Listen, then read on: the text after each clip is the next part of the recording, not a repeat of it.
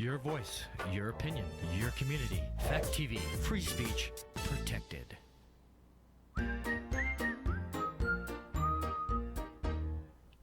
Didn't you say you always hated this movie?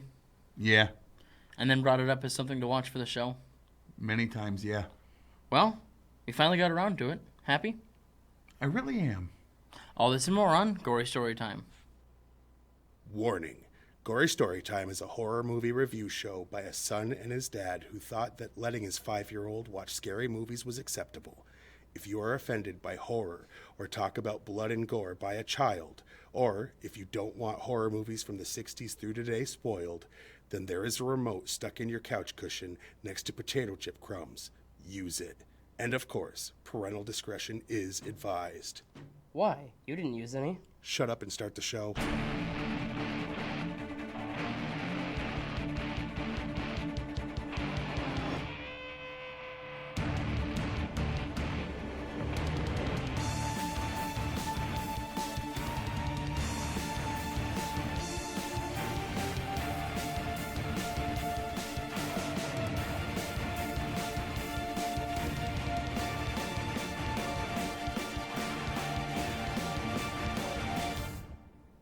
Welcome to Gory Storytime. I'm your host, Jason. I'm his co-host and his father, Craig. And this week, we're getting around to a movie I hadn't seen since I was 8, and he hadn't seen... Correct. I mean, that was the end of that statement. Yes. All right. And I'm sure I'll tell why. Basically, here's the premise. Stephen King likes to find things that aren't scary and then scare you. He's like, you know what's not scary? A big, friendly St. Bernard. How do we do that? Rabies. Oh, yeah. Let's make that big, friendly beast be a big beast and no longer friendly. That's Indeed, basically... the premise is there's a couple, they're having some troubles or whatever, but they have a vehicle that keeps having issues, and someone suggests, hey, take it to this guy that works out of his backyard. He's got a big old lumbering St. Bernard, just a big old friendly dog. Big dog. And it gets into some bats, gets bit, gets rabies, and then a few days later, something else happens to the car, so the wife brings it to the same guy and gets trapped there with her son because the rabid dog will not let her out and the car won't start, which is why she brought it there in the first place. Pretty cool. I mean, it's a great way to set up a movie. That's the premise, right? It is. And it doesn't really spoil anything because that's the story of Cujo is big, scary St. Bernard. Basically. Anything else you want to say about the premise before we show the trailer? Watch it first before we spoil everything for you. It's almost like he says that every week. I try to, unless it's like really atrocious. Bad. And then he says, watch it with fear in your heart. Yes. All right. Colin, why don't you roll that trailer for him?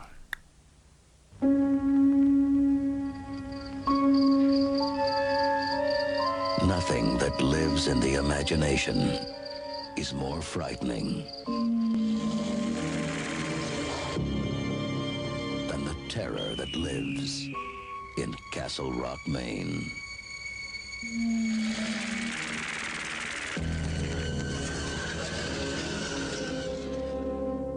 Cujo?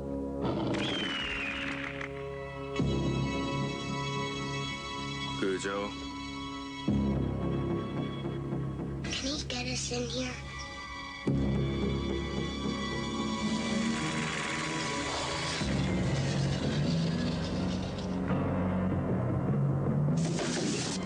Can he eat his way in here? Can he? Oh my God, I'm losing my baby.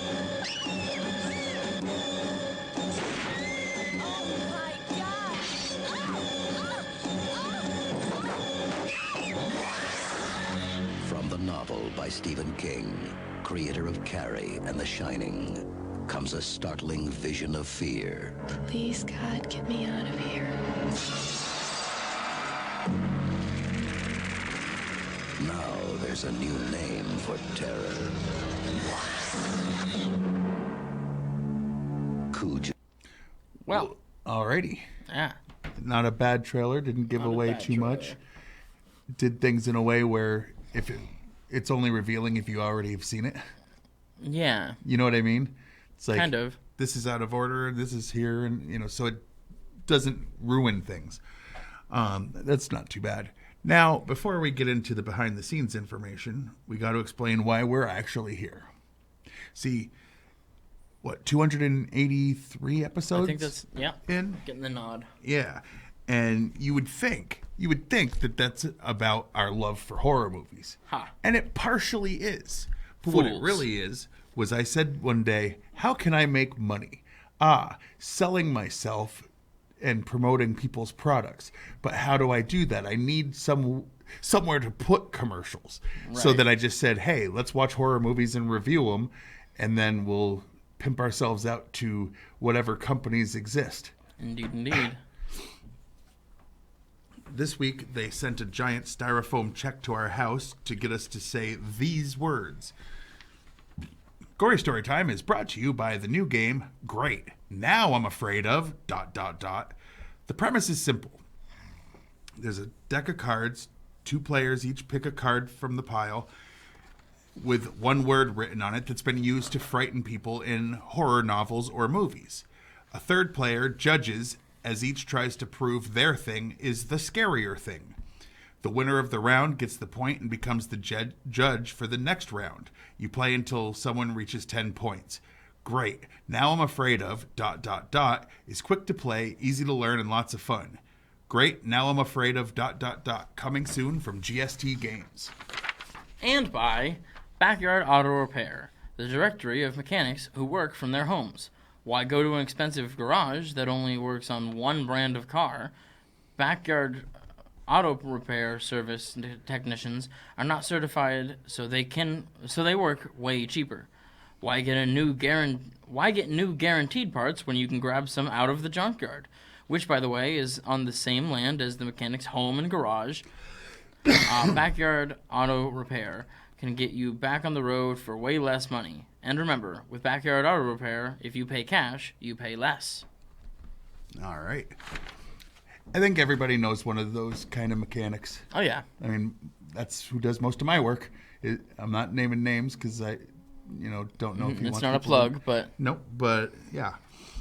All right. Now, is there anything you want to say before we get into the behind-the-scenes information? Anything else other than watch it? Yeah. No. All right.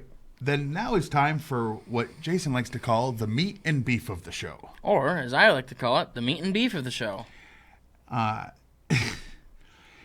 The behind-the-scenes information, as it were. Yes. You want to go first? You want me to? 5 St. Bernards were used. 1 mechanical head, a man and a dog, and a man in a dog costume. To make the St. Bernards attack the car, animal trainers would put the dog's favorite toys inside the car so that they would try to get them. The foam around Cujo's mouth was made of a concoction of egg whites and sugar. The dogs caused problems on set by constantly licking off the tasty mixture. They're like, They're like, no, sit. And they're like, yummy. Let's see. Danny Pintaro actually bit Dee Wallace's fingers during his seizure scenes. Dee's reactions in the scene were quite real. Wow. Because she was being bitten. Yeah. So when she said, ow, she meant that. That wasn't acting. Right. Yikes. Stephen King has admitted several times that he was so deep into his alcohol addiction at the time that he does not remember writing the book. Stephen King was inspired to write the story when he met his mechanic's intimidating dog while having his motorcycle repaired one day. After the film, Dee Wallace went on record saying she hoped she'd never see another Pinto in her life. Luckily, ever since the early 80s, people stopped seeing Pintos for the most part. Young star Danny Pintaro was only 6 years old at the time of the movie and had not learned how to read yet. He would often have to memorize his lines from the script with the help of his mother, who was always close by on location. That's good. A Rottweiler was used for some of the scenes because they couldn't get the St. Bernard to look mean enough. Stephen King has stated that he feels Dee Wallace gives the best performance in this film of any film or TV adaptation of one of his books, including the Oscar-winning turn Kathy Bates had in Misery. Oh my goodness! I mean, it's really good. She did a really good job. Like her, yeah. Definitely convincing. Okay. Stephen King contributed substantially to the script, but eventually declined Writers Guild credit. Stunt double Gene Coulter was in the car and had one of the toys used by the dog's trainer as a lure. The window was partially down. The dog jumped up and put his paws on the window, forcing it down. He reached in for his toy. Her reaction was to lower the toy, and the dog bit her nose. She was treated at the hospital and then released. There was a rumor at the time she had been bitten by a rabid dog, which was not true. But she was bitten by a dog that was playing a rabid dog, so I guess there's still no need for that. Star Dee Wallace said she has often been praised by parents for the scene where a hysterical Donna screams at Tad in a moment of frustrated terror. She said it's a scene in which only a parent could identify. Yeah, like, it's a real thing sometimes. Which one's Tad? Tad was the kid? Okay, yeah. I thought so. When she turned and she's just like, stop! Like, even though he wasn't really doing anything, but she was under a lot of stress, and unfortunately, a lot of parents have those moments. The best thing is to then apologize, which I believe she did. Yeah. The original novel was a sequel of sorts following The Dead Zone. Since Frank Dodd was killed, he was a serial killer in that, he became a boogeyman in Castle Rock and haunted Tad. It's hinted that he might have even possessed Cujo in the book. Sheriff George Bannerman, played by Sandy Ward here, makes specific references to the Dead Zone hero Johnny Smith. Both this movie and The Dead Zone were being developed at the same time. This one released 2 months before by different studios, so the reference was removed. A rumor has circulated that Cujo is an ancient Indian word meaning unstoppable force. In reality, Stephen King named the dog after the code name of William Lawton Wolfe, one of the founders of the Symbionese Liberation Army. Symbionese? Yeah. Wolfe's code name was actually spelled Kahjoh, which was misreported by the media as Cujo. Donna takes Tad in the house for his nap after Vic fails to fix the car. The camera moves to a view of the woodlands and ocean in front of the house. The woodland area is the same location where The Howling was filmed, which also starred Dee Wallace. That's cool. Yeah. At one point, the script for Cujo came to the acclaimed horror director John Carpenter. However, Carpenter passed on directing as he didn't find the story particularly appealing. John Carpenter would later direct the Stephen King film Christine, which came out of the same year as Cujo. So it wasn't about Stephen King for him. It was about, that one doesn't do it for me. Stars Dee Wallace and Christopher Stone were actually married at the time of the film. Tad has a stuffed St. Bernard in his room, seen clearly in his first bedroom scene. So that, for people to notice, hey, he already likes that kind of dog. The dogs featured in the film would often have their tails tied down to their legs because they were enjoying themselves so much they would wag during filming. This tactic was missed once in the editing, where they actually show Cujo from behind ready to attack, and his tail is wagging energetically. But that's kind of dope. And definitely noticed it more than once. Yeah, we definitely noticed it more than once. I pointed it out at the time. I'm like, you could tell the dog is happy. Like, this was a time when it was really iffy if they were mistreating animals on the set. And every shot of these dogs, they seemed very happy. They were definitely into what they were doing. Their trainers were treating them well. The people were treating them well. They got to play with their toys. Yeah. Now, Rotten Tomatoes is a thing, as you like to say. And they exist, yes. Just the shortened version, they take all the professional critics, they boil it down to, did they say positive or negative review for this movie? Yeah. And then they give you the percentage out of the total that is the positive number. And the critics this week have this movie set at a 59% approval rating. So 59% of those who reviewed it, which is not enough to be considered fresh, liked it. The people who usually are higher for comedies and horror, as I like to point out, actually have it at a 46, which means it's lower than. Yeah. Yeah, that's interesting. Weird. I agree. Now, I will say this. I read the book when I was in second grade. I was either 7 or 8, depends on what part of the year it was. I don't actually remember because I haven't been in second grade, I mean, for many years. 7th either, technically. Well, sure. But I'm 45, so the last time I was 7 was a long time ago. Like 38 years. Yeah, I was going to say more than 30 years. Yeah, 38 years. Anyway, I then, after reading my mom's copy, asked her, or she said there was a movie. I was like, "Ooh, can you rent it?" So she did, and I watched it. Now here comes a spoiler alert. I hated it at the time and hadn't watched it again until the other day with him. For the first time in 38 years. But literally, because I hated the ending so much, which we'll get into in our least and most favorite scenes, because I know that's still your least? Yes. Yeah. But since you liked this more than you didn't like this, yes, what was your least favorite scene in this movie? Well, and then I'll get to that. Considering I don't think that it added much to the story, even if it was in the book, it didn't add a whole lot to the story. There was just everybody was cheating.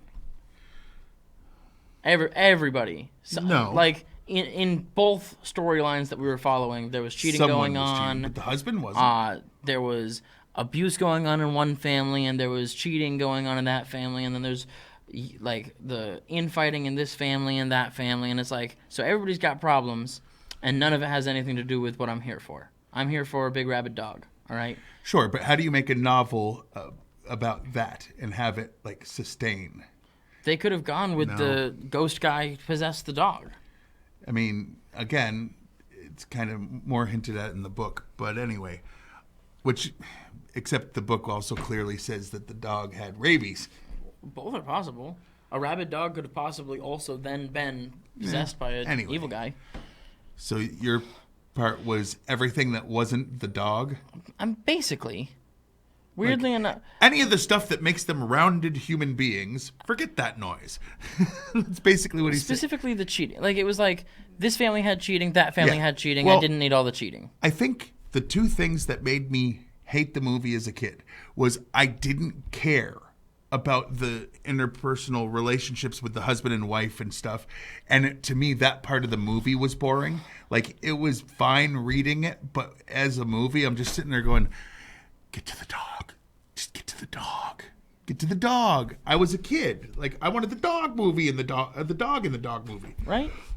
Even if it was the evil dog movie. Like, I wanted the dog. And the other part was, and that's what I'm picking now,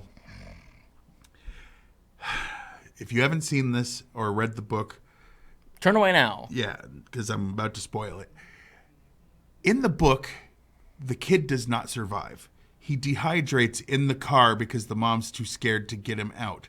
Finally, she snaps, gets out, and basically beats the dog to death, rushes him inside, and tries getting water into him, putting it all over him, trying to get it in his mouth.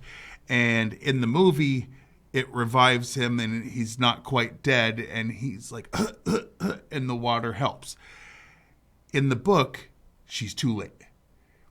And as a 7 or 8 year old, I was pissed. My mom looked at me, and she's like, why do you look upset? I'm like, he lived. And she's like, what? Like, she was very disturbed that I was mad at that.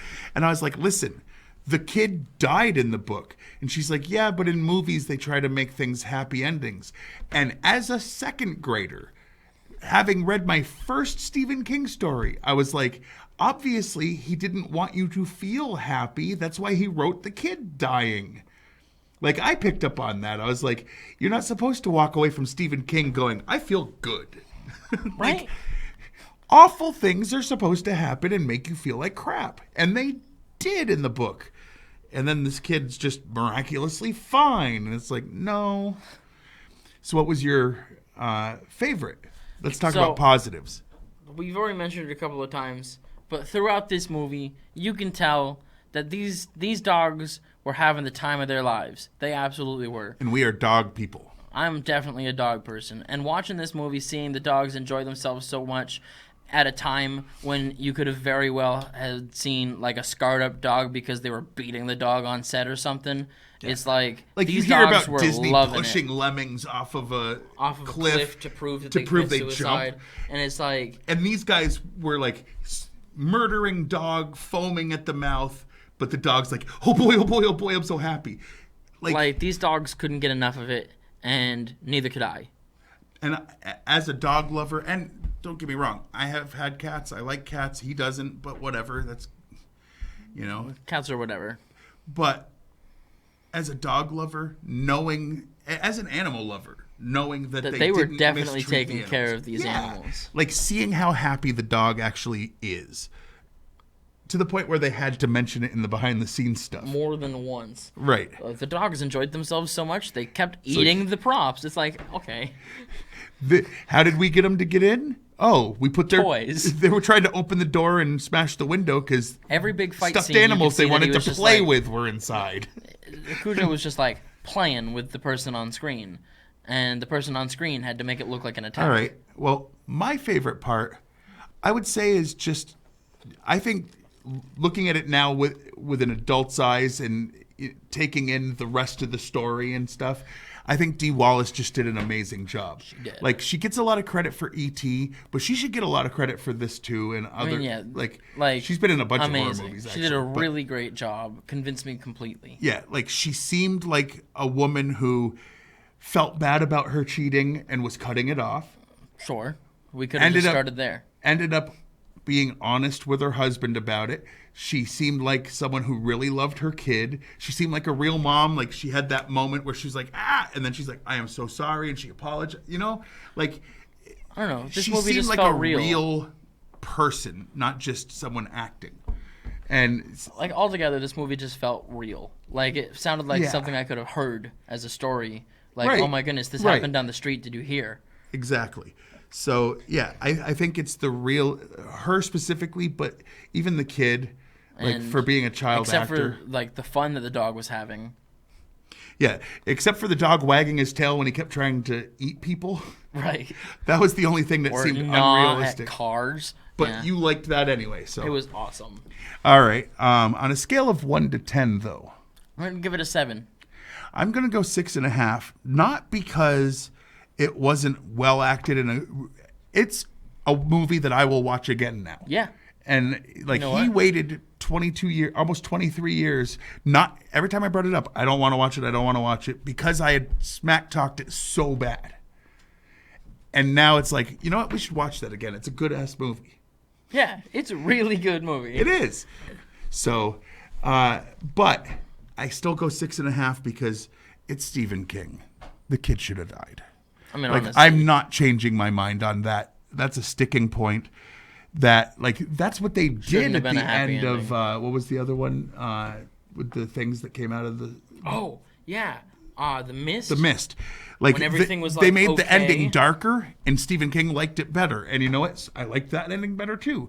So because it's Stephen King, that's the biggest issue there. But anyway, all right. Let's do the stuff that's over there now that we've done our ratings. So we can watch this show on Fact TV channel 1082, Thursdays at 8:30 p.m. and Fridays at 7 p.m.